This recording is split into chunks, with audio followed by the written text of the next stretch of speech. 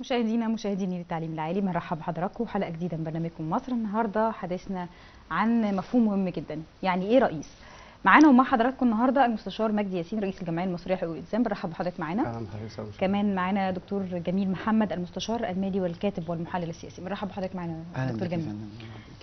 يعني ايه رئيس؟ تالي كلمه فضفاضه وكبيره جدا دكتور جميل. يعني ايه رئيس بالنسبه لحضرتك كمواطن مصري اولا، قبل ما نتكلم عن حضرتك ككاتب ومحلل سياسي؟ اقول بسم الله الرحمن الرحيم. احب اشكرك على الدعوه واشكر كل الناس اللي هنا في الاعداد وفي الاستوديو. وكلمه رئيس هي كلمه بتبدا من رئيس شركه او رئيس مؤسسه بتوصل الى رئيس الجمهوريه. الاهم من مفهوم كلمه يعني ايه رئيس، يعني ايه رئيس جمهوريه مصر العربيه. عايز اقول له انت رئيس جمهوريه مصر العربيه. عشان ترقص مصر العربيه انت لازم تكون عارف ان انت بتتكلم على مساحه مليون متر مكعب، متر مربع.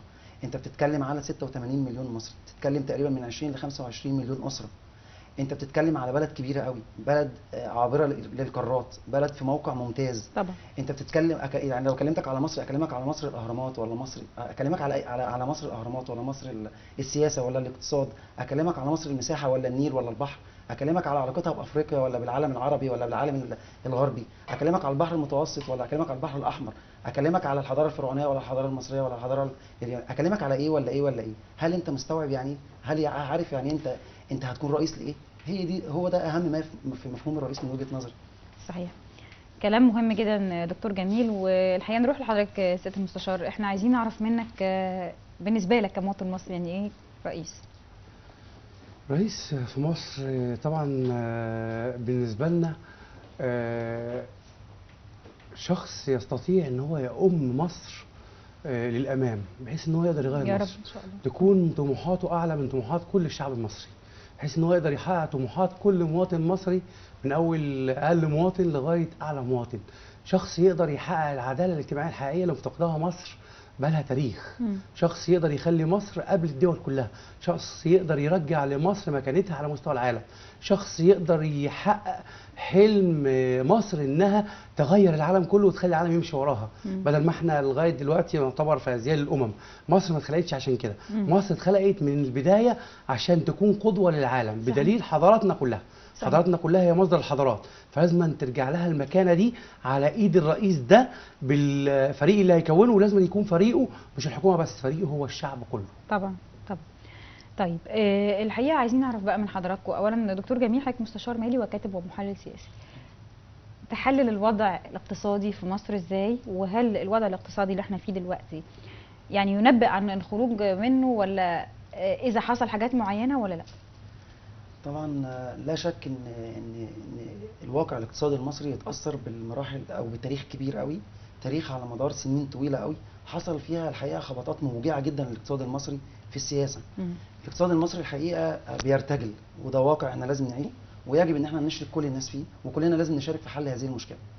الاقتصاد المصري من مراحل من سنه 1883 لغايه 56 عدى بمرحله كان القطاع الخاص فيها بيستوعب من الاقتصاد المصري اكتر من 90%.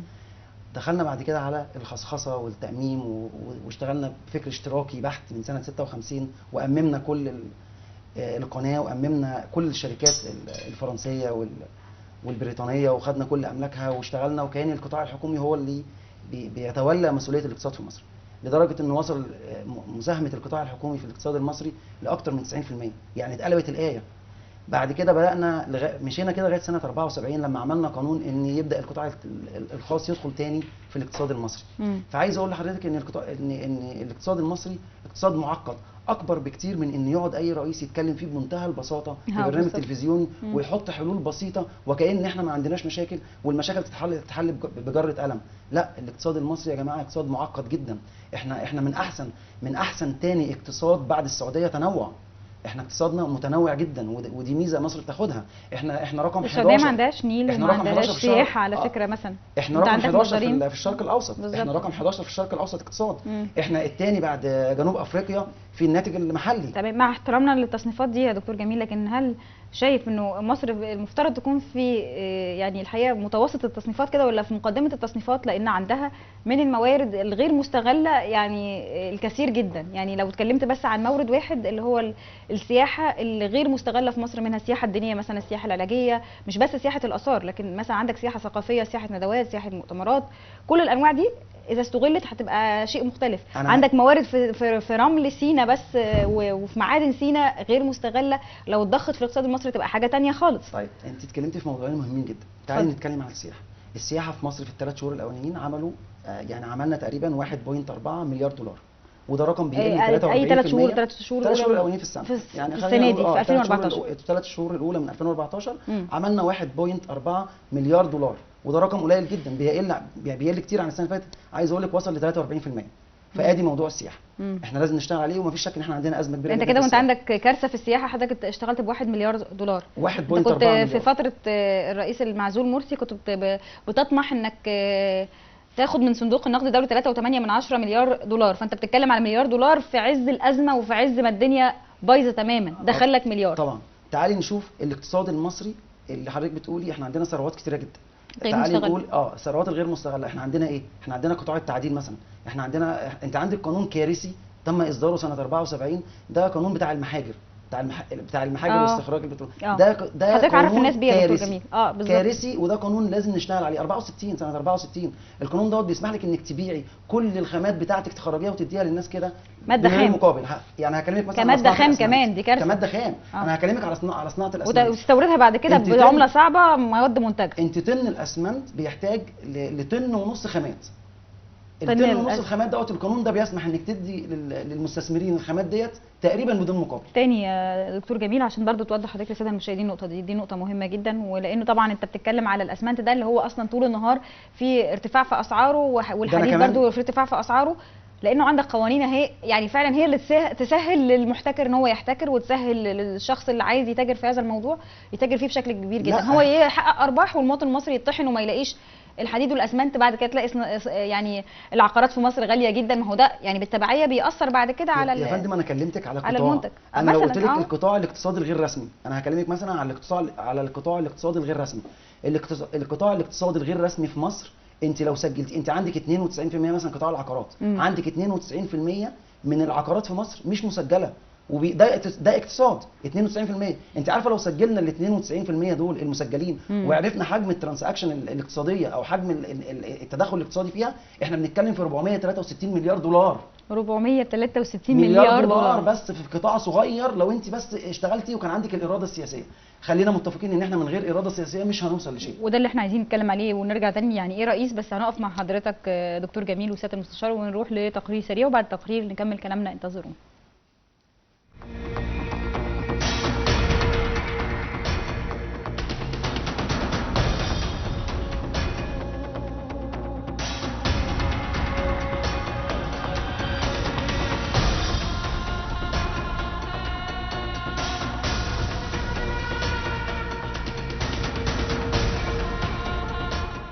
عايز والله ما يبقاش فيه محسوبيات، وموضوع الوسايط ده ما يبقاش فيه وسايط، يبقى كله يعني كله سوا، يعني الشعب كله يبقى يتعامل واحد، يعني ما فيش واحد يبقى معاه واسطه يتوظف، واحد ما معهوش واسطه ما يتوظفش، ويبقى في عداله اجتماعيه. حقق الديمقراطيه في البلد، وعايزين فرص عمل يعني، وقضاء على البطاله، وفر لنا عيش وحريه وعداله اجتماعيه، هي الحاجات الوحيده اللي بنطلبها دي كل مره يعني، مطالب اساسيه، مش مفيش حاجه تانية يعني منه.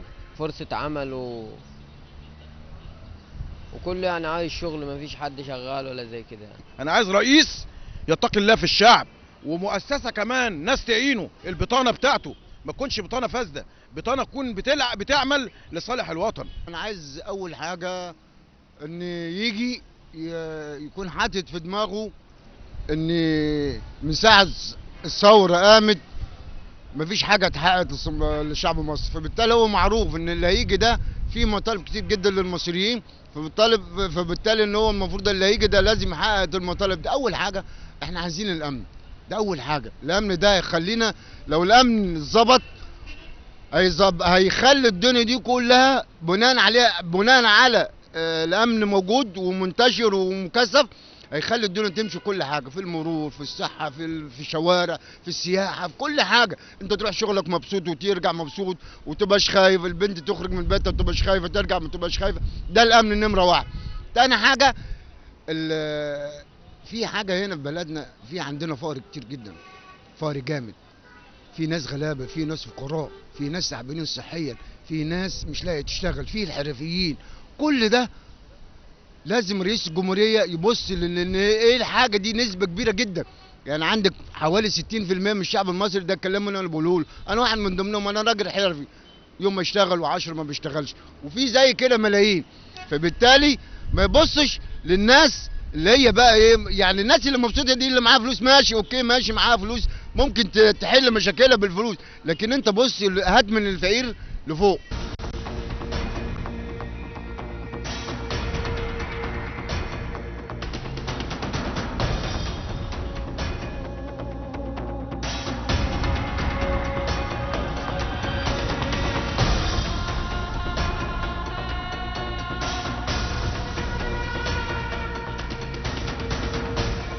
ورجعنا لحضراتكم مشاهدينا الكرام، ولسه بنستكمل كلامنا عن يعني ايه رئيس. لسه مشرفنا سياده المستشار مجدي ياسين ودكتور جميل محمد، بنرحب بحضراتكم مره ثانيه.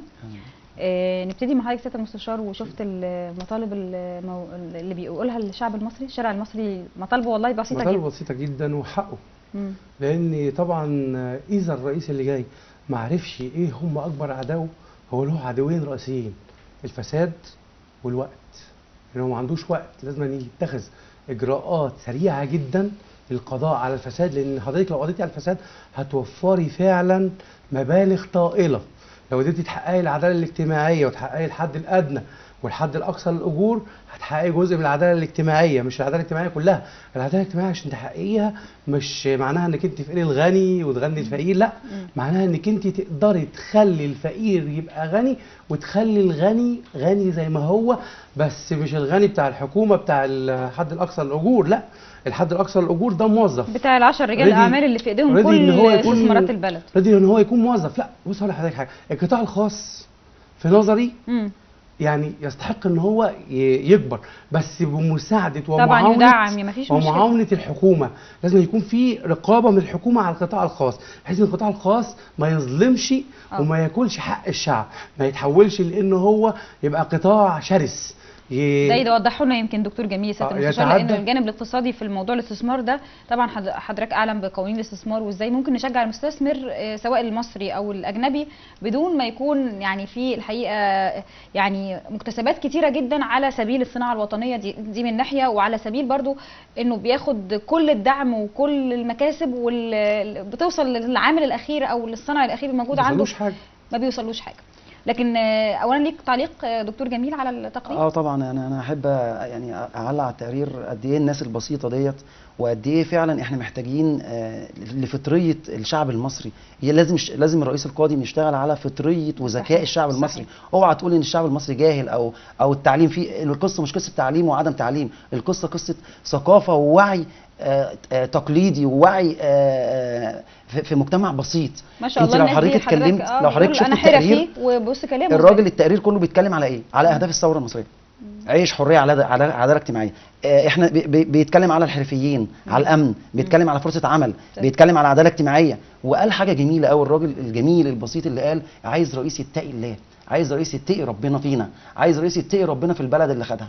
انا كجميل محتاج رئيس يعمل ايه؟ احنا عندنا فجوات كتيره قوي في مصر، لازم هو يكون عارف ان ده تحدي كبير جدا. عندنا فجوه بين المتعلم والغير متعلم، فجوه بين الغني والفقير، فجوه بين الاسعار والاجور، فجوه بين الدخل والاستثمار، فجوه في كل الفجوات اللي في مصر دي. عايزين واحد يسد كل الفجوات دي. الرئيس اللي يطلع النهارده ويقول انا هحارب الفساد، وانا هاخد كلمه سياده المستشار في محاربه الفساد. كلمه الفساد ده يتحارب بمنظومه متكامله حضرتك. احنا عندنا في مصر 41 جهه رقابيه ما عرفناش نحارب بيها الفساد. الفساد ده لازم نشتغل عليه انا عشان بتقول كلام مهم قوي يا دكتور جميل. عند حضرتك 41 جهه رقابيه، احنا عندنا في مصر 41 جهه رقابيه، وفي ظل ال 41 جهه رقابيه اللي كانت موجوده كان في نظام مبارك اللي كان للاسف الشديد كل المنظومه فاسده.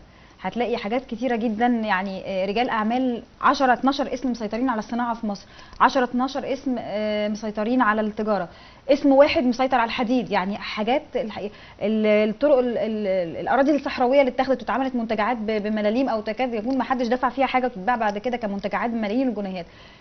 كل ده عدى ازاي على ال 41 جهه رقابيه؟ وهل بقى المفترض ان احنا نعيد بقى غربله ال 41 جهه دي اذا ما كانتش تصلح انها تبقى مع الجمهوريه الجديده لمصر، يبقى احنا فعلا ننشئ جهات جديده بحياديه تامه وفيها شفافيه مختلفه عن الجهات دي؟ تعالي نشوف الاجهزه الرقابيه دي بنقسمها ازاي. اتفضل. احنا بنقسم الاجهزه الرقابيه في مصر ل3 كاتيجوري، يعني ال 41 دول بيتقسموا ل3 كاتيجوري. اتفضل. اول كاتيجوري رقابه ذاتيه، احنا بنسميه رقابه ذاتيه. وزاره الماليه بتراقب على الحكومه وعلى الجهه التنفيذيه وبترفع تقريرها للجهه التنفيذيه. الشعب المصري العادي الطبيعي اللي عايز يراقب على الحكومه ما ينفعش يراقبها من خلال وزاره الماليه. خلينا متفقين على دي، لان انت بتنفذ سياسات سلطه تنفيذيه، انت واحد عضو منها، انت عضو من الحكومه. يبقى احنا محتاجين رقابه خارجيه ورقابه شعبيه. صح. دول النوعين التانيين. الرقابه الخارجيه ديت، النقطه دي يا سياده المستشار، الرقابه الخارجيه ديت بتتمثل في الجهاز المركزي للمحاسبات. احنا لازم نشتغل على الجهاز المركزي للمحاسبات، واعتقد ان الجهاز المركزي للمحاسبات عنده تحدي كبير جدا بعد الدستور الاخير. الدستور الاخير نصف وانصاف، ما اتنصفش في دستور جمال عبد الناصر. يعمل بحياديه تامه. دستور جمال عبد الناصر منع الجهاز المركزي للمحاسبات ان يحط ايده في الموازنه العامه للدوله، او ان هو يحط اي ملحوظه للموازنه العامه للدوله. النهارده احنا بنتكلم في دستور مصر الجديد، لا حطكم وحط بند كبير جدا. وبرده انا بشيد ببند مهم جدا في الدستور، ان يجب ان الموازنه العامه للدوله تشمل جميع ايراداتها ومصروفاتها، وده بند من وجهه نظري عبقري، لانه هيزود الموازنه العامه للدوله لاكثر من تريليون و400 مليون. دي اول حاجه. الحاجه الثانيه الجهه الرقابيه الخارجيه اللي هي مجلس الشعب. احنا النهارده مجلس الشعب بيرتجل، كل ما يحصل حاجه مجلس الشعب يقف. الكارثه بقى ان انت كمان المحليات بتقف معاه. يعني انت لو وقفتي مجلس الشعب انت عندك مشكله كبيره جدا انك توقفي المحليات، لان الرقابه اللي بتعملها المحليات رقابه مهمه جدا. طبعا. فاحنا المنظومه الرقابيه كلها في مصر طبعا محتاجه شغل كتير. احنا محتاجين رئيس يشتغل على الجانب التشريعي والرقابي والسلطه التنفيذيه، ويكون عنده القدره على فصل الثلاث حاجات دول عن بعض عشان يقدر يشتغل. طيب دي نقطة في غاية الأهمية دكتور جميل، من وجهة نظر حضرتك احنا محتاجين جهة رقابية تكون مواصفاتها عاملة ازاي عشان اقدر اقول البلد دي ماشية صح، ان في رقابة اصلا على الناس اللي بتشتغل؟ الجهات الرقابية مش هتشتغل لوحدها. احنا زي ما قلنا احنا عندنا قانون المحاجر ضرنا كتير قوي مثلا. وقانون كان فاسد. وحضرتك لما قلت الاحتكار دلوقتي وحضرتك اشرتي اليه، احنا عندنا قانون منع الاحتكار ومع ذلك في احتكار. يبقى عندنا جهات رقابية وفي في فساد. انا مش شايفينها عندنا منع احتكار وفي احتكار. عندنا قانون محاجر بيبيع خامات البلد بتراب من غير مقابل، ويستوردها بعمله صعبه بملايين بعد كده. انت عندك كنز في البحر الابيض المتوسط، كنز حصه مصر في النفط والغاز اللي في البحر الابيض المتوسط لازم يشتغل على الملف ده ملف شائك لازم يحط ايده عليه. يبقى انا النهارده اديتك حاجتين للرئيس القادم، حاجتين مهمين جدا، لازم يشتغل على الاقتصاد الغير رسمي، واديتك بس مثال فيه. احنا بنتكلم في 462 مليار دولار بس العقارات لو انت سجلتها ل 92%. ده انا اديتك عينه عشان وقت البرنامج وعشان وقت سياده المستشار، وبديكي ان البحر الابيض المتوسط لازم يحط ايده على الملف دوت. ملف ما حدش بيتكلم فيه وما شفتهاش في اي برنامج رئاسي.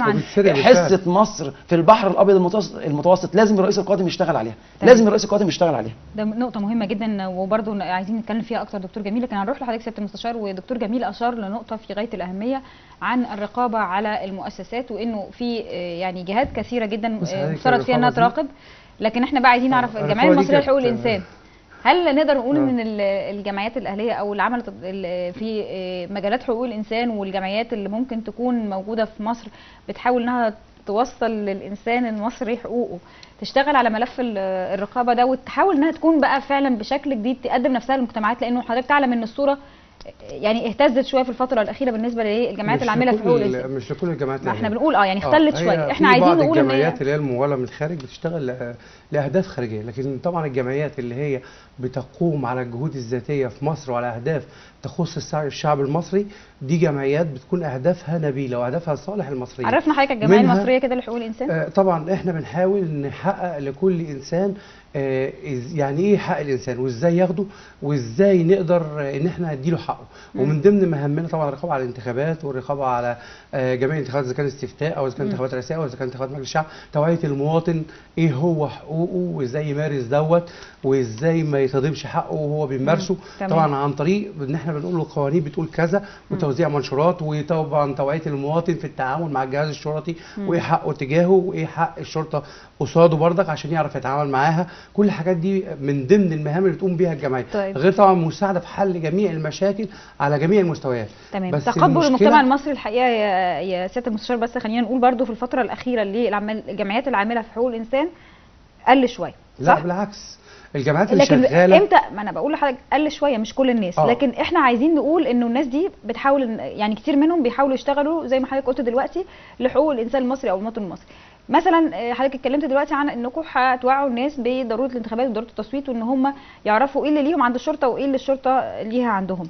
لا خلينا نقول ان كان برضو بعض الناس بتتخيل ان الجمعيات دي بتشتغل فقط ضد الشرطه، والكلام ده مش لا مش طبعاً مش مفيش كلام الكلام ده. مش احنا كلام اصلا حقيقي الشرطه يعني. تلجأ لنا كمان لما بتظلم هي كمان. يعني لما يكون جميل، حد ما احنا نقابة عايزين الشرطة نوضح اهو. بيتظلم بيلجأ لنا عشان خاطر نجيب له حقه من الحكومه او من الجهاز اللي هو وزاره الداخليه. يعني احنا اصلا بنخص حقوق الانسان بصفه عامه، مالناش دعوه اذا كان شرطي او اذا كان في الجيش او اذا كان كل مواطن او شخص مصري جوه مصر بيظلم في حق من حقوق الانسان بيلجأ لينا، بنساعده على ان نجيب له حقه ده بالطرق القانونيه. طب استعدتوا للانتخابات ازاي يا سياده طبعا المستشار؟ احنا دلوقتي استخرجنا الايديهات اللي هي بتاعت الرقابه على الانتخابات وابتدينا بكل نوزع سهوله ولا للناس. كان في صعوبات بتواجهها؟ لا سهله طبعا، سهله جدا. بس في بعض الجمعيات اللي هي ليها اهداف خارجيه طبعا او ليها انتماءات معينه، دي اللي ما خدتش من حق الدوله انها تقف قدامها من وجهه نظر طبعا، حضرتك. لان اصلا هي هتفسد العمليه الانتخابيه. مم. ده قانوني. صحيح. فبالتالي ما ينفعش ان هو يخش ويمارس مهام في افساد العمليه الانتخابيه، ما ينفعش. تمام. نتمنى يكون لنا لقاء ان شاء الله يا إن شاء سياده الله. المستشار بعد الانتخابات ونشوف يعني ملاحظات إن شاء الله. حضراتكم عليها إن شاء باذن الله. نرجع لك دكتور جميل، واتكلمنا على نقطه مهمه جدا، الجمعيات الاهليه. حضرتك ليك اضافه في المجال ده، ان ممكن الجمعيات الاهليه تشتغل مع الدوله في الفتره القادمه لاحكام فكره الرقابه دي، اذا كانت مؤسسات الدوله نفسها الخاصه بالرقابه الحقيقه لا مش ناجحه قوي، يعني فيها مشاكل طبعا. هل ممكن يشتغل القطاع ده مع الدوله كلنا نشتغل مع بعض كده، يبقى في مصالحه بيننا وبين بعضنا ونشتغل في صالح الدوله كلنا؟ بص حضرتك، احنا بنتكلم على مجتمع مدني. يعني الجمعيات اللي هي جزء من المجتمع المدني طبعا. مشاركه المجتمع المدني ورقابته على الحكومه هي اللي احنا خلي بالك. انا عايز اقول لك على حاجه، احنا ما بنقارن الثلاث شهور الاولى بالسنه اللي فاتت، احنا بنقارن ايه بايه. انا عايز افكر الناس بمرسي ميتر. فاكره حضرتك ال 100 يوم قد ايه دي كانت عامله ضغط على الحكومه؟ دي كانت رقابه شعبيه. هي دي كانت اي رقابه، ما كانتش في اي جهه رقابيه بتراقب عليه، دي كانت رقابه شعبيه وكان ضغط شعبي وعلى مواقع التواصل الاجتماعي. بس نجحت مصر انها تستغل الفكره البسيطه دي، وانها من خلال التواصل والضغط انه كرئيس يشيل همها. احنا عايزين ده من المجتمع المدني، وعايزينه من سياده المستشار يعني يشتغل عليه. احنا محتاجين ان هم يزودوا شويه من ان هم يتابعوا ويعملوا رقابه على الحكومه، عشان دول بيساعدوا كتير قوي الجهات الرقابيه، لان الجهات الرقابيه عندها مشكله كبيره جدا على فكره. الجهات الرقابيه نفسها، انت حرري بقى الجهاز المركزي للمحاسبات من كل قيوده عشان يعرف يشتغل، حرري مجلس الشعب من كل قيوده عشان يعرف يشتغل. على الجهات الرقابيه ما بتخليهاش تقوم بعملها على اكمل ما ينفعش يكون تابع لرئيس جمهوريه، ده لازم يكون جهه مستقله. ما ينفعش ترفع تقريره لوزاره الماليه، انت بترفعه ليه لوزاره الماليه؟ انت لازم ترفع لمجلس الشعب اساسا، تقريرك لازم ترفع لمجلس الشعب. معنى كده احنا محتاجين قوانين جديده تعدل ده. رئيس الجمهوريه هو راس السلطه التنفيذيه.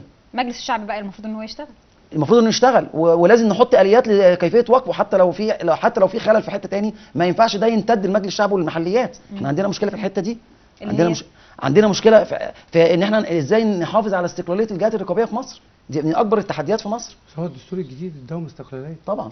طبعا. طيب هنقف مع حضراتكم في فاصل سريع، وبعد الفاصل بنستكمل كلامنا وحديثنا عن يعني ايه رئيس. نروح مع حضراتكم ونرجع مره ثانيه. مصر بسكوتك ما تستخسرش فيها صوتك، بتكتب بكره بشروطك دي بشرة خير. قوم نادي على الصعيدي وابن اخوك البورسعيدي والشباب الاسكندراني لما دي لمة رجال، وانا هاجي مع السوهاجي والقناوي والسيناوي والمحلاوي اللي مية مية والنوبة الجمال. ما توصيش السويسة الدنيا هايصة كده كده، والاسماعيلاوية يا مكان والعدا. كلمني على الشرقوة واحنا ويا بعض اقوى، واحنا ويا بعض اقوى واملنا كبير.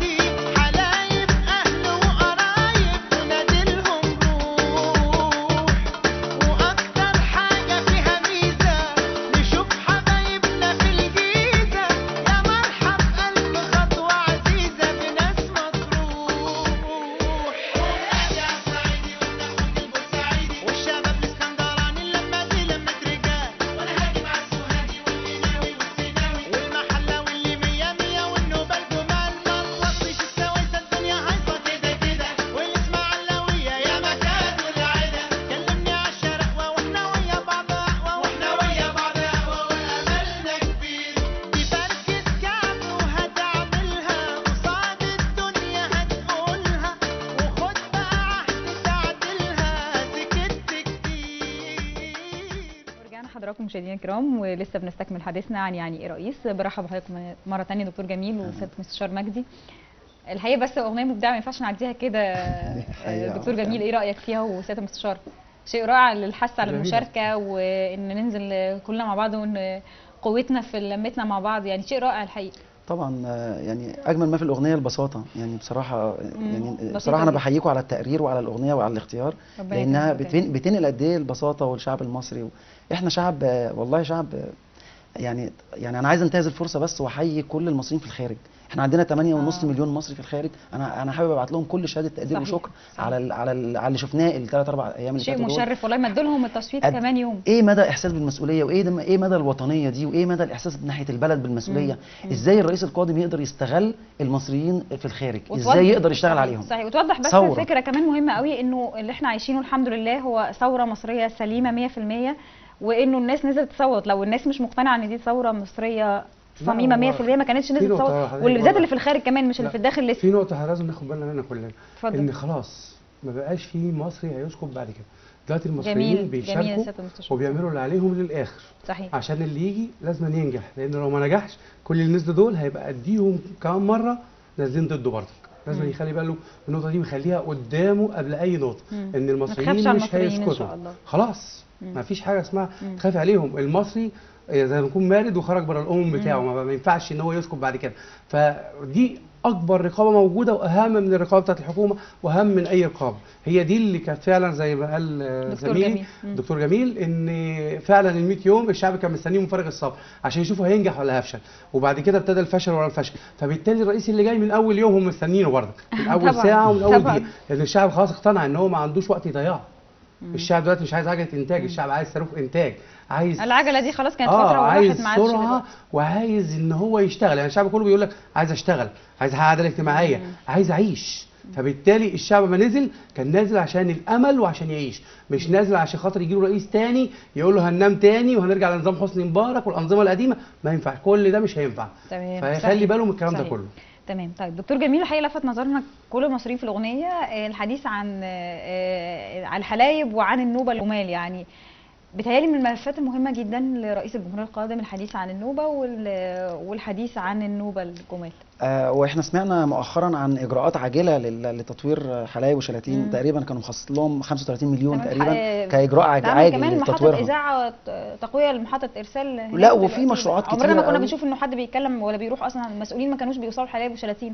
اعتقد المسؤولين اللي راحوا اعتقد استخدموا اكتر من وسيله مواصلات ونزلوا في مطار ناس بناس تقريبا عشان راس بناس علشان يقدروا يوصلوا. يعني شيء على فكره صعب جدا، والمسؤولين راحوا وحاولوا ان هم يعملوا حاجه. لا وفي مشروعات كتيره قوي يعني بدانا نسمع عنها. رابط الكهرباء بالسعوديه وقناه السويس بجنوب السودان وجيبوتي وكم بلد تاني او اثيوبيا. وبدانا نتكلم عن الصحراء الغربيه والصحراء الشرقيه فيها مشروعات بتتعمل. لا انا شايف ان في حركه، يعني في حركه. امبارح كان المهندس ابراهيم محلب موجود في اسوان. يعني الحقيقه جولاته ما شاء الله بجد. رئيس الوزراء المهندس ابراهيم محلب في حتت فعلا مهمه جدا. الوادي الجديد مره واسوان مره ثانيه، وراح المصانع في المحله. يعني هل ده يعني بدايه كده لشكل نتمنى بقى نشوفه في رئيس الجمهوريه مش بس في رئيس الحقيقه هو المهندس ابراهيم محلب مجتهد جدا ونشيط جدا، يعني على الرغم من يعني ان بختلف في بعض الحاجات اللي اتعملت. يا ريت تقول ايه اللي حضرتك شايفه انه ممكن ان شاء الله في الفتره الجايه يتعدل. ايه يعني مثلا قطاع البترول والتعدين انا عندي فيه ملحوظات كتيره جدا، وعندي ملحوظات في كل الاجراءات اللي بتتم. في الوقت اللي بنطلع فيه بنسمع تصريحات من الوزير بان هو بيحافظ على الخامات المصريه وان هو يصنعها محليا. بيعمل عقد مع الكويت عشان يصدر شهريا خامات ونفط خام. طبعا انت بتتكلمي في حكومه بترتجل. طبعا ما اقدرش اقول حاجه طبعا ده انت بتتكلمي في حكومه بترتجل اقتصاديا. انت قطاع التعدين كله، قطاع التعدين والبترول محتاج اعاده صياغه. احنا عندنا مشكله كبيره جدا. المفروض ان قطاع التعدين والبترول يمثل ثروه لمصر. ده دلوقتي هو بيمثل عبء على مصر للاسف الشديد. بمعنى ان احنا الشركات الاجنبيه والمصريه مثلا، هديكي مثال بسيط جدا. بنتفق معاها ازاي كقطاع بترول للكشف عن البترول والتعدين. بنتفق معاها بحاجتين. يا اما حاجه اسمها بروفيت شير او نسبه مساهمه ربح، او كوست ريكفري استرداد تكاليف.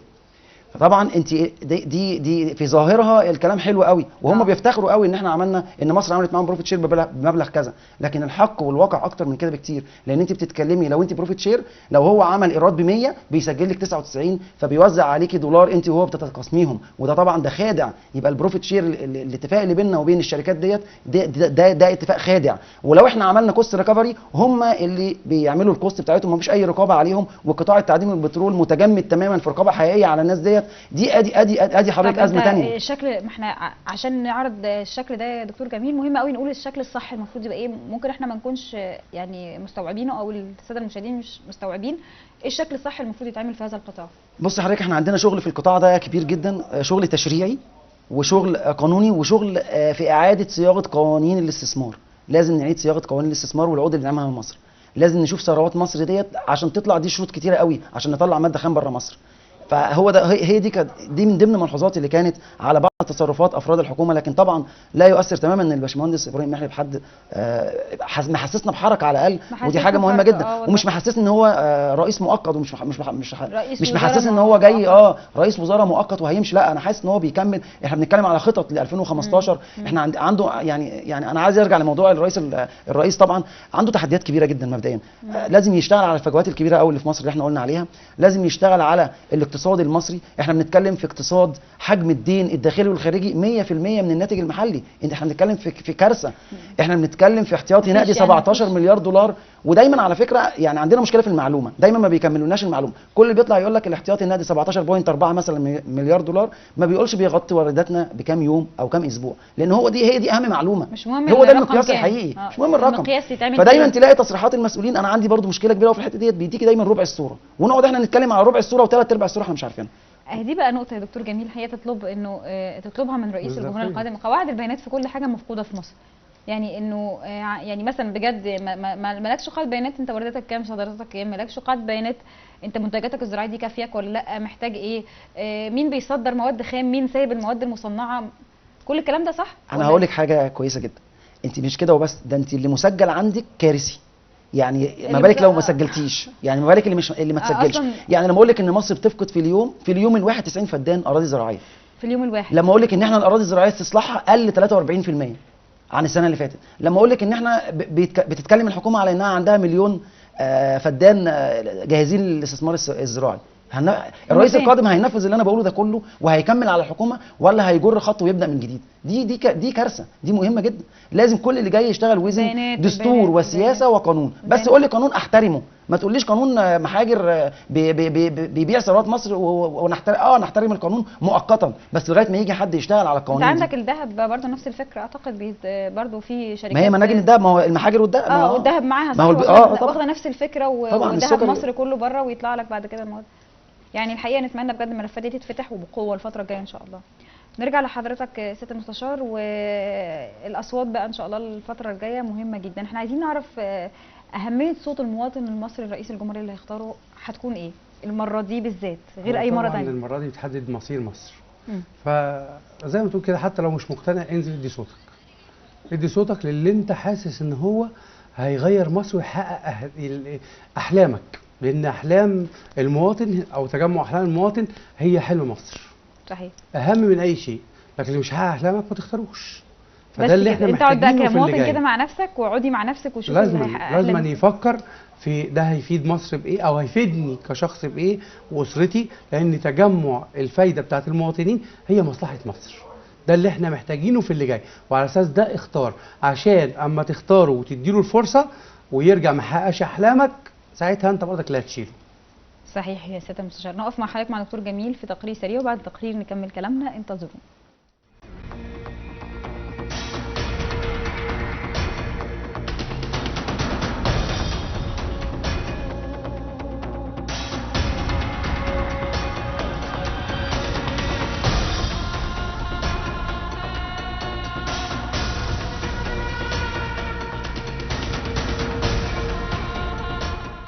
بالنسبه للرئيس القادم طبعا احنا ندعمه ازاي؟ احنا نعمل بجد فعلا من ضميرنا كده ونخاف على عملنا. الموظف او العامل يقضي دوره في العمل جيد جدا، ما يزوقش من العمل او كده، لازم يقضي دوره في العمل بجهد وتعب. تاني حاجه ان احنا نسد الرئيس ان احنا ما محدش يخرب، محدش يعتدي، محدش يعمل اي حاجه غلط في البلد، يخرب او يعتدي او يعمل طلبات فئويه ويوقف حال الدنيا او اعتصامات والحاجات دي. لما يجي وقتها هتتحقق ان شاء الله، مش وقته اساسا يعني. فالناس ما تعطلش الدنيا، الاعتصامات، الاحتجاجات، المظاهرات زي 6 ابريل والناس دي كلها دي بتعطل حركه البلد. المفروض ان احنا نتكاتف مع بعض، نعمل بجد وبعرق ونخاف على البلد. ولو شفنا اي اشخاص فيهم شبهه غريبه نبلغ عليهم، او اي جسم غريب، دي مساعده مع الرئيس القادم. هو يجب على الشعب المصري ان شاء الله بعد ما ياخد استحقاق الرئيس ويتعرف مين هو الرئيس اللي هو طبعا انتخبه، اي انسان انتخب واحد معين، وان شاء الله ده قريب يعني احنا نقف وراه، ان احنا نعمل نزود الانتاج، نخفض استهلاكاتنا من كل شيء، سواء النور والميه والمنتجات، وتخفيف الاعباء، تخفيض النفقات، محاوله رسم خريطه جديده، يعني الشعب يرسم خريطه لنفسه ويتبناها مع الرئيس، ان هما الاثنين ينفذوها على اساس يعني البرنامج اللي هيعمله الرئيس. والبرامج كلها متشابهه عموما، لان الملفات كلها متشابهه، مفيش حد لا مؤاخذه رئيس يعني هيخترع حاجه، هي كل الملفات متشابهه، وهي كل الملفات اللي في ايد الرئيس اللي هو عايز يحققها هي عباره عن ما جاء في الثورتين 25 و30 او في اي ثوره في العالم، اللي هي العيش والحريه والعداله الاجتماعيه والكرامه الانسانيه واعاده توزيع الدخل والاستثمارات والوظائف والصحه، دي حاجات ملفات معروفه في العالم كله. لابد ان الرئيس القادم يبقى الشعب حبه، ده هو اهم بند. لو الشعب حبه هيحصل نوع من الهارموني كده، ان هو يقدر هيبقى فيه يستمع ليه. لو قال له ان احنا في مشكله اقتصاديه معينه هيستمع ليه وهيتقبلها بصدر رحب. دي اهم حاجه، ان انت يبقى في تواصل بين الانسان المصري دلوقتي شريك في السلطه، ما عادش زي زمان كمالة خانة، دلوقتي شريك في السلطة بينزل ويدي صوته.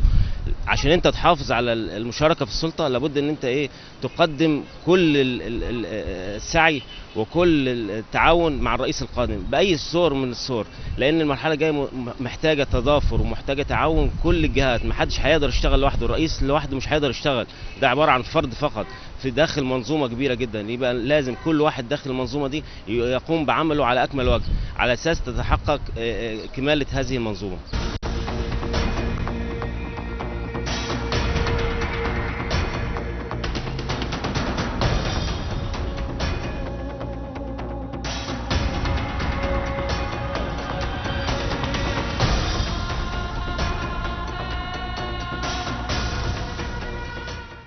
ورجعنا لحضراتكم مشاهدينا الكرام، ولسه بنستكمل حديثنا عن يعني ايه رئيس. لسه مشرفنا المستشار مجدي ياسين ودكتور جميل محمد، بنرحب بحضراتكم مره ثانيه. يمكن دكتور جميل وسياده المستشار اتكلمنا كتير قوي عن المطلوب من الرئيس القادم. ايه المطلوب من المواطن؟ يمكن في التقرير بعض المواطنين وضحوا ده، يعني المواطن قال لازم نشتغل وبعد ما ناخد الاستحقاق الرئاسي، وبيستخدم كلمه الاستحقاق ده لانه يعني بقى عارف انه ده حق ليه. قال ان احنا لازم نشتغل ولازم ننتج ولازم نعمل حاجات كتير قوي. يعني فعلا زي ما الرئيس مطلوب منه حاجات، المواطن المصري لازم برضو يختلف شويه. المواطن اتربى في نظام مبارك والحقيقه اتعود على اشياء سلبيه كتيره جدا واخلاقيات سلبيه كتيره جدا في مجال عمله. لازم بقى يرجع للمواطن اللي كان موجود قبل الفتره دي. انا بحب اوجه رساله للمواطن المصري، بقول له ارجوك خليك مواطن مصري. يعني نفسي تبقى مواطن بمعنى الكلمه. ازاي يا دكتور جميل؟ لازم تحب البلد دي وتشتغل عليها.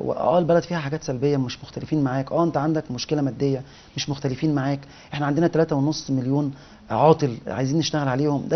ده مواطن عامل لك مشكله، وجوده من غير شغل دي كارثيه. كل ده ضغط عليك انت، ضغط على المواطن حتى اللي شغال قبل اللي مش شغال. ما هو المواطن برضو الحقيقه عشان نبقى برضو معاه، هو المواطن في عصر مبارك اللي سكن العشوائيات، اللي كل من اكوام القمامه، المواطن اللي شاف ان في اجور بالملايين في وقت ما هو اجره يعني حتى الحد الادنى ده اللي سمعنا عنه كتير قوي ما خدش منه حاجه. في بعض الناس عايشه 80 جنيه في الشهر و100 جنيه في الشهر بمعاش السادات والحاجات اللي حضرتك تعرفها دي، ومع ذلك المواطن عايش يعني. فهو برضو كان مطحون. لكن في بعض الناس اتعلمت سلوكيات بشعه في هذا العهد، في العشوائيات وفي البلطجه وفي الاجرام والدراما اللي كانت موجوده وبتساعد انه المواطن اللي بياخد حقه بس هو المواطن اللي بيستخدم السلاح، والمواطن اللي عنده سلوكيات كلها خطأ. المواطن ده بقى يعني هل المفروض يغير من نفسه، وهيغير من نفسه امتى لما يلاقي ايه عشان يقدر يغير من نفسه؟ طبعا حصل تحول سلوكي واخلاقي في ال3 سنين اللي فاتوا فعلا. يعني انت مصر دخلت في مرحله انها محتاجه تواجه التحول السلوكي والاخلاقي دوت. فعلا احنا بقت عندنا مشكله.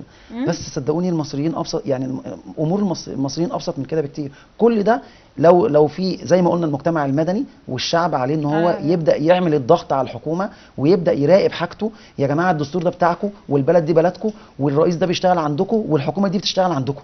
انتوا لازم تاخدوا المنظور ده وتراجعوا على الناس دي. ما ينفعش نسيبهم وننام. احنا لو سيبناهم هيعملوا اللي هم عايزينه، لكن طول ما احنا بنتكلم وبنكتب في مقالاتنا وبنطلع في التلفزيون نقول لا ده غلط، لا اعمل كذا، خلي بالك من ده، صدقيني احنا هنوصل. انت عايزه ايه من شعب كان بيتكلم في الكوره وكانت كل ثقافته كرويه؟ بقى لنا 3 سنين ما بيتكلمش غير في السياسه. انزلي الابسط واحد في المجتمع المصري كلميه يتكلم في السياسه ولا كانه يعني متربي في اجواء سياسيه. الكوره ده يا دكتور جميل كان طبعا وسيله من وسائل التغييب الشعب، يعني بيتكلم عن الكوره وناسي اي حاجه ثانيه ممكن تكون موجوده في البلد. يعني سياده المستشار عليكم دور كبير جدا كقطاع اهلي زي ما الدكتور جميل اشار في توعيه المواطن المصري باللي ليه واللي عليه. يعني احنا زي ما بنقول رئيس الجمهوريه مطالب باشياء كثيره جدا، ملفات كثيره جدا شائكه لازم يفتحها. كمان المواطن يفتح ملفاته الشائكه وكده ويقعد مع نفسه شويه. هو طبعا من حق المواطن ان هو يشتغل، دي اول حاجه. فبس بالتالي فرصه العمل بقى موجوده ولا لا؟ الحقيقه انه يشتغل والحكومه توفر له العمل ده.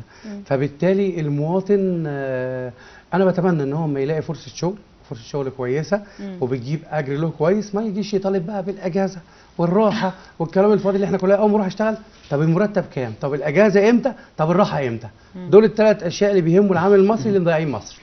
تقبل فرصه العمل كمان، يعني الحقيقه مش لازم اكون زراعه، لازم يرضى بالموجود يمكن وبعد كده يحقق اللي هو عايزه بعيده شويه عن تخصصك. مش شرط يشتغل في مجاله، ممكن يشتغل في اي مجال تاني. انا في مبدا كده ونظريه احنا مقتنعين بيها، او انا مقتنع بيها في حياتي، ان اللي بينجح في اي شيء ينجح في كل شيء. صحيح. دي اساس الحياه. لكن اللي يفشل في شيء بيفشل في كل شيء. صدقني بيوفر اجر وبيوفر ايوه. فبالتالي هو اللي مضيع العامل المصري عندنا اولا ان هو بيروح يشتغل بيدور المرتب كام، الاجازه امتى، الراحه امتى. فبالتالي مش رايح عشان يشتغل. لكن لو رايح عشان يشتغل وهو من غير ما يشتغل جالك مرتب قليل، بعد كده هتتعلم، هتبقى عندك خبره، هتزود مرتبك بنفسك، هتخلي العمل محتاجك، هتجبر المكان ان هو يزودك. انت دلوقتي مثلا ما بتاخدش راحه، مع الوقت هتلاقي غصب عنك بيديك راحه عشان تديله انتاج اكبر. ما بتاخدش اجازه، مع الوقت هيديك اجازه عشان تديله انتاج اكبر. في رمضان وفي 6 اكتوبر بتدور على عمال مش لاقيه. القطاع الخاص كله متدمر بسبب العمال. مش لاقي عمال. احنا عندنا هنا بطاله مقنعه مش بطاله حقيقيه. ليه؟ كل واحد عايز يشتغل على مكتب، عايز ياخد مرتب ويروح ياخد المرتب وياخد اجازه وياخد راحه ويصيف ويعيش حياته، وفي الاخر مصر تبقى كويسه. فده كله ما ينفعش. لازم المفهوم بتاعنا كمصريين يتغير. ايه اللي خلى مع احترامي يعني الغني غني قوي واللي الفقير فقير؟ الغني الشريف، مش الغني اللي هو استنفع من قوانين مبارك ونظام فساد مبارك. لا، الغني الشريف دوت اللي هو يستحق الغنى اللي هو فيه عشان بيشتغل قد المواطن العادي، في نظري ما يعادل 6 مرات على الاقل. وطبعا الشيخ الشعراوي الله يرحمه قال ان البني ادم اللي بيشتغل قد البني ادم العادي مرتين بيعيش كويس، اللي يشتغل 3 مرات بيعيش اهله كويس، اللي يشتغل اكتر من كده بيعيش حوالي منه كلهم كويس. فده القائد. فاحنا محتاجين ده. صحيح. حتى الرئيس اللي جاي لازم يكون كده، ما يجيش رئيس كسلان وقاعد لي في وسط الحرس وما بيظهرش علينا وخايف ومرعوب وفي الاخر هيقدم مصر. لا، ده احنا محتاجين نحس انك انت موجود في وسط الكناسين، موجود في وسط الاقتصاديين، موجود في وسط موجود في كل مكان. حتى لو انت مش موجود تكون موجود بافكارك وبنظرياتك اللي انت ارستها في وسط الناس، قدوه ليهم عشان تقدر تغير البلد دي. هو ده اللي احنا محتاجينه في اللي جاي. لان العقيده عند الناس لازم تتغير، ومش هتتغير الا بالقدوه من الرئيس والحكومه اللي معاه. وبعدين في ملحوظه مهمه جدا، الرئيس اللي جاي في مهام كتيره من مهامه اتخذت وراحت لرئيس الوزراء. يعني يعتبر الرئيس اللي جاي بيتمتع ب 15% من مهامه بس حسب الدستور الجديد. فبالتالي رئيس الوزراء عليه عبء كبير، بس الرئيس اللي جاي هيتعاون معاه. فبالتالي لازم أن يكون نجاحهم الاثنين مع بعض. ومجلس الشعب اللي جاي الاغلبيه اللي فيه هي اللي هتختار الحكومه اللي جايه. اذا ما فلحتش في كده الرئيس هو اللي هيختار. وبالتالي مجلس الشعب اللي جاي عليه عبء كبير قوي. والدستور الجديد برضك فصل ما بين السلطات اللي هي السلطه التشريعيه والسلطه التنفيذيه والسلطه القضائيه. فبالتالي في رقابه من ال3 سلطات على بعض. وفي اللي بيراقب ده كله اللي هي السلطه الاعلى اللي هو الدستور اللي ما حدش يقدر يخالفه، اللي هو يعتبر البرنامج بتاع الشعب كله اللي هو اقره واستفتي عليه. صحيح. هنقف مع حضرتك سياده المستشار دكتور جميل وفاصل سريع، وبعد الفاصل نستكمل كلامنا، انتظرونا.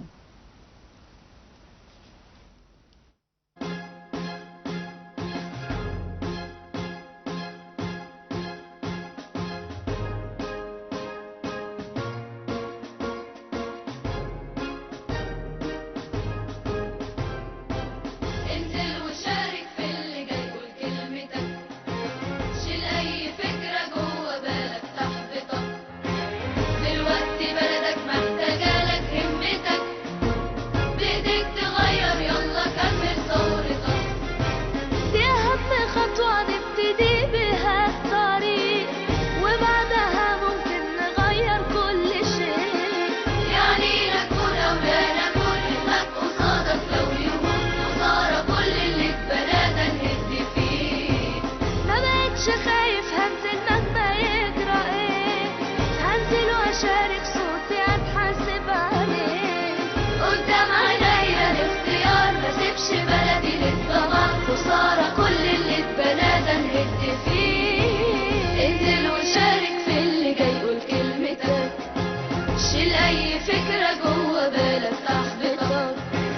دلوقتي بلدك محتاجالك همتك، بإيدك تغير يلا كمل ثورتك، دي أهم خطوة نبتدي بها الطريق، وبعدها ممكن نغير كل شيء، يعني نكون أو لا نكون حلمك قصادك، لو يغوص ورا كل اللي اتبنى ده نهد فيه، ما بقتش خايف هنزل مهما يجرى ايه، هنزل واشارك صوتي هتحاسب عليه، قدام عينيا الاختيار ما سيبش بلدي للضمان خسارة، كل اللي اتبنى ده نهد فيه، انزل وشارك في اللي جاي قول كلمتك، شيل اي فكرة جوا بالك تحبطك، دلوقتي بلدك محتاجالك همتك، بإيدك تغير يلا كمل ثورتك.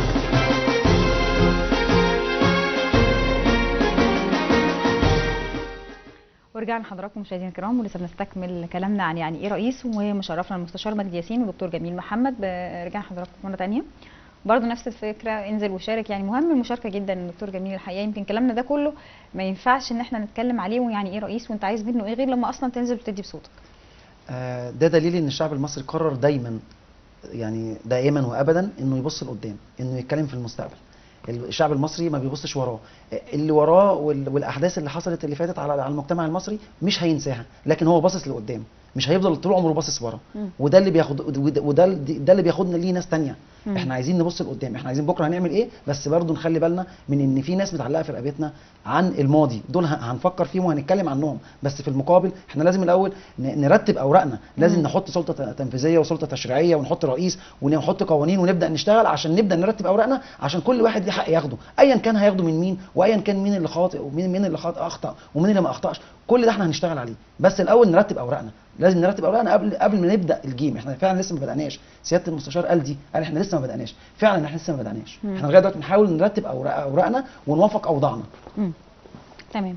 طيب سياده المستشار، يعني يمكن وقتنا قرب ينتهي، انت شايف حضرتك انه من خلال شغلكم كجمعيات اهليه الناس حابه تنزل وتشارك اصلا؟ المره دي الناس لما نزلت 30 يونيو ما نزلتش عشان خاطر تشيل رئيس في عداء ما بينه وما بينه، او هم في مشكله ما بينهم، هو نزلوا عشان يرجعوا الامل اللي هو ضيعه على ايديه، فبالتالي الامل رجع للناس، فالناس عندها امل في بكره، عندها امل ان اللي جاي يتغير على ايد الرئيس القادم، وهم يعني العلاقه ما بينهم وما بين الرئيس اللي قادم اصبحت علاقه مشتركه، ان النجاح اللي جاي على ايدينا وايدك، فبالتالي الناس لازم هتنزل تشارك وهتنزل تختار اللي يحقق امالها وطموحاتها. تمام.